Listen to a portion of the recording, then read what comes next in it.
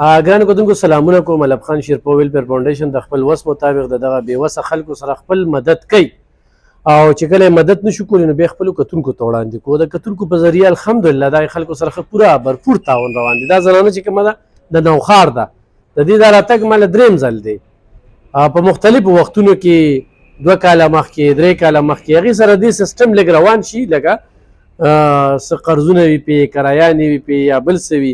اوس یې د بجلۍ بل روړی دی، وایي چې یاره ما پسې بل راغلی پدې چې دا څه دغه کوي، دا بل چې کوم دی نو سیف الرحمن څوک دی؟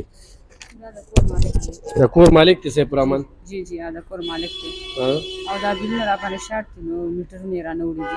دا خو 1,15,000 روپۍ دا ته څه کارخانه چلی څه؟ نه روړې مونږ کره خو فرج نشته، مونږ کره د اوبو ماشین نشته، د کپړو وینځلو ماشین نشته. هغه سپین میټر دی، هغه ډېره زیاته خرچه کوي. یو چت پکې دی راکړه، یو بل یوې کمرې کور دی او نور خو راکړه. دا څه نشي اسري مونږ نه کوو، مونږ کره اسري نشته او دا میټر تیز تاویږي، سمه غټه خرچه کوي او زما خو د ګټې وټې څوک نشته. زه خو بل چا کره کار کوم یا خدمت کې جی بل چا کار جو بچي دي څو دي؟ 3 هلکان دي. د خیر هغوی خو سکول ته ځي، هغوی خو د سکول وخت لا ډېر واړه دي او زه بل چا کره کار هم کوم. 3 کورونو کره زه کار لازم. نن مې کار نه چوټي کړې وه، دې خوا راغم. او خاوند دی؟ خو نشته، وفات شوی دی. نو ژوند ولې نه جوړی خپل؟ نو ژوند داسې نه جوړوم چې زما بچي به یا څوک ساتي یا به نه ساتي، څوک ورته بیا غاړه نه کېږي. خو فرض که څوک یې ساتي نو تیار یې ورته؟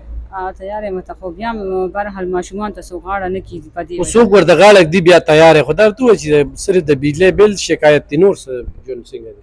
نو ژوند خو شکر دی، بس ښځې خو دا میټرونو ډېر زیات پریشانه کړی. مالک ډېر زیات تنګول کوي، بار بار چې دی نو راځي دغه کوي، تنګول کوي. دا بلونه رالجمع کړم. زه ورته یم زه خو ځان له بېوسه یم، زما خو وس نشته، زما خو د ګټې وټې هم څوک نشته، زما خو مور پلار هم نشته. دغه یو ورور مې دی خو ځان له غریب دی نو ښځه او بچي دي او لاس یې کنډم دی. ته نوښار یې؟ جی زه نوښار کې د کوم ځای؟ نوښار کې د کابل ډرایور. جی کور دې خپل دی؟ نه جی کور خو مې خپل نشته. که خپل کور مې نو بیا به زه ویډیوګان له راتلم، ما به ویډیوګانې جوړولې. کاري څومره ده؟ د دې 6,000. 6,000 نه د کمې ورکوي؟ نو هغه چې زه کار وکړم هغه یې راله راکړي نو هغه زه کرایه کې ورکړم، که زه بلونه جمع کوم، که زه به ماشومانو فیسونه ورکړم، که زه به خرچه مرچه کوم. ماشومان په سرکاري سکول کې داخل کړل؟ نو هغوی وایي چې موږ سرکاري سکول کې سبق صحیح نه ښیي، موږ باندې سرکاري سکول کې سبق مه وایه، دوی خفه کېږي.